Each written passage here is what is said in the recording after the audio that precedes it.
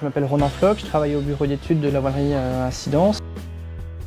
Ça s'est passé assez rapidement, dans le sens où le temps de réaction derrière devait être assez rapide. Parce que comme il a changé de mât, du coup passer sur un mât monotype qui est un peu différent, il fallait faire du coup une étude d'implantation du nouveau mât sur le bateau. Du coup la géométrie de la grand voile allait changer par rapport aux précédentes voiles. Sachant qu'après derrière il y a un temps de production de la membrane avant qu'elle arrive ici, plus la réalisation après dans nos ateliers, qui fait qu'il y a un timing quand même assez serré, avec derrière le projet sportif qui doit se reconstruire. Donc il fallait recompiler toutes les informations dans un temps assez court pour pouvoir tenir un délai.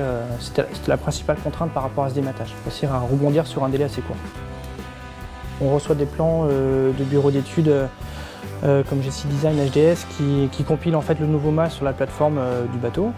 Et moi je récupère ce plan que moi après je reconstitue en 3D pour pouvoir ensuite recaler ma nouvelle triangulation de grand voile. Là on raisonne sur une grand voile Vendée et non plus sur une grand voile Transat. Donc là on essaie d'anticiper, que ce soit au niveau de la construction de la grand voile, au niveau de sa résistance. On sait qu'on part sur un marathon et non plus sur une transat d'une dizaine de jours. Donc on dimensionne un peu la grand voile pour qu'elle puisse faire un tour du monde dans les meilleures conditions. Sur une grand voile Vendée Globe, on va vraiment bien protéger tous les éléments qui vont venir raguer contre les haubans. Tous les points un peu d'usure, de faiblesse, on va vraiment les renforcer.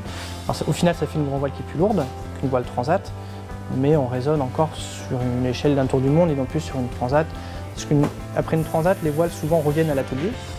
Donc on peut faire des petites réparations aux endroits où il y a eu des frottements, etc.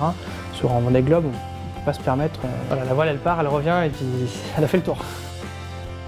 On est sur une production de la voile, et ça, on est toujours assez content de le préciser, qui est 100% française. De la réalisation de la membrane, donc les pots qu'on reçoit ici, sont faites chez Incidence Technologies. Tout est fait de l'étude jusqu'à la mise en sac dans nos ateliers. Je pense que sur certains coureurs, ça leur parle. Tout est made in France. Voilà, on essaie de tout contrôler et de vendre un produit fini avec une qualité qu'on essaie de revendiquer un peu en made in France.